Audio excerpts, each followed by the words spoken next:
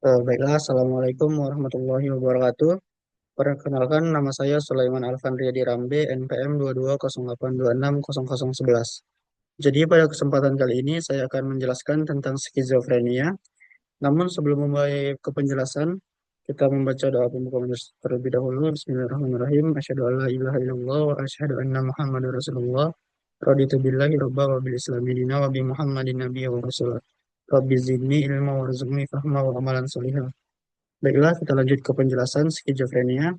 Jadi untuk definisinya sendiri, skizofrenia ini adalah gangguan psikotik kronis dan kompleks yang ditandai oleh distorsi dalam berpikir, misalnya delusi, kemudian gangguan persepsi, contohnya ada halusinasi, dan gangguan bahasa atau komunikasi, seperti bicara yang tidak tertata, kemudian perilaku yang sangat tidak teratur atau kemomotor, termasuk katatoni, serta gejala negatif, contohnya ada afek tumpul, apatis, yang gangguan ini dapat mempengaruhi fungsi sosial, pekerjaan, dan kualitas hidup. Selanjutnya kita masuk ke etiologinya. Ada beberapa. Yang pertama ada genetik.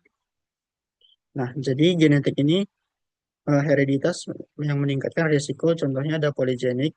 Kemudian banyak varian risiko lainnya. Kemudian etiologi yang kedua ada neurobiologis. Jadi neurobiologis ini adalah disfungsi dopamin. Contohnya model dopaminergic. Kemudian ada lingkungan dan perkembangan. Jadi contohnya ada seperti komplikasi perinatal, infeksi prenatal, malnutrisi, stres masa kanak-kanak, dan urbanisasi serta migrasi. Etiologi yang terakhir ada penyalahgunaan zat. Contohnya ada kanabinoid, kemudian ada amfetamin yang dapat memicu atau memperburuk gejala pada individu yang rentan. Selanjutnya kita masuk ke faktor risikonya. Faktor risiko yang pertama ada riwayat keluarga dengan skizofrenia, itu meningkatkan resiko lebih tinggi. Kemudian ada usia pemunculan atau late adolescence, early adulthood.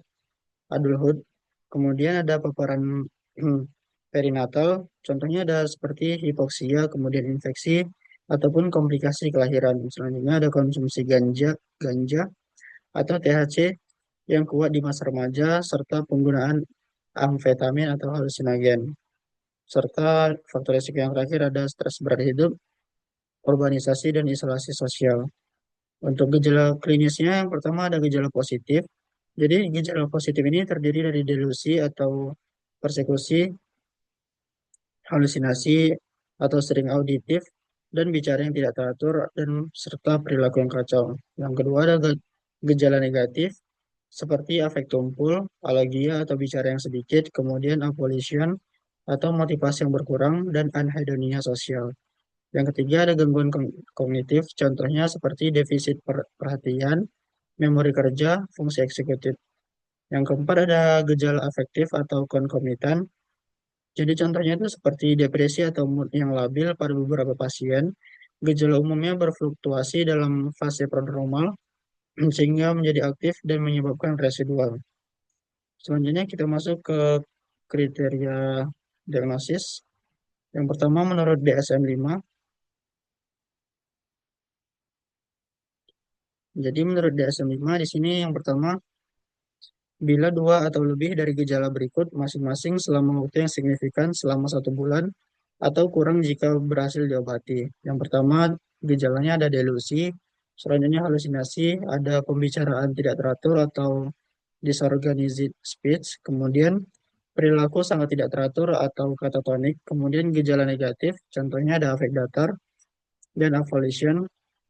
Selanjutnya ada perlu lebih dari satu gejala dari delusi, halusinasi, atau bicara tidak teratur. Kemudian fungsi pekerjaan atau relasi diri menurun dibanding sebelum onset. Kemudian tanda gangguan berlanjut setidaknya 6 bulan, termasuk fase prodromal atau residual, aktif minimal 1 bulan. Selanjutnya, gangguan bukan karena gangguan skizoafektif, depresi atau bipolar dengan gejala psikosis. Selanjutnya, bukan akibat zat atau penyakit medis lain. Selanjutnya, kriteria diagnosis menurut PPDGJ3. Jadi, menurut PPDGJ3 ini, diagnosis skizofrenia mensyaratkan adanya gambaran klinis khas seperti distorsi mendasar dalam pikiran, dan persepsi disertai efek yang tidak wajar atau tumpul. Umumnya memerlukan setidaknya satu gejala inti seperti waham, halusinasi suara yang jelas, bicara tidak teratur atau perilaku katatonik atau grossly disorganized dengan durasi yang konsisten sesuai panduan PPDGJ 3.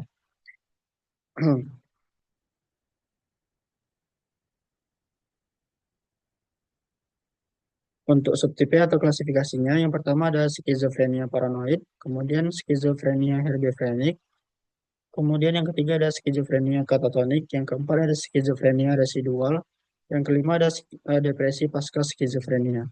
Untuk tata laksana sendiri, jadi kita bisa berikan antipsikotik gen kedua atau tipikal, contohnya seperti risperidon, kemudian olanzapin, dan amisulpride tergantung ketersediaan atau efek samping. Yang kedua ada antipsikotik gen pertama atau tipikal, contohnya itu ada haloperidol dan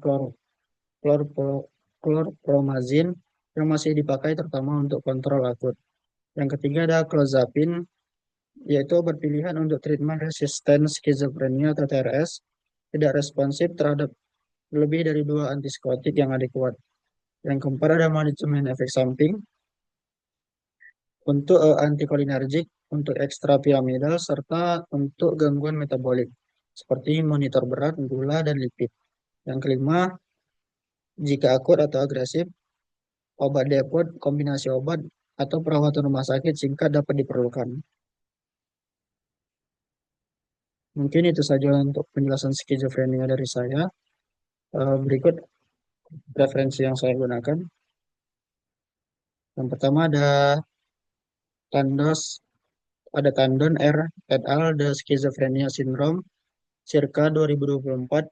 What We Know, review tahun 2024. Kemudian yang kedua ada Kantrowitz, JT et al. New Development in the Treatment of Schizophrenia tahun 2023.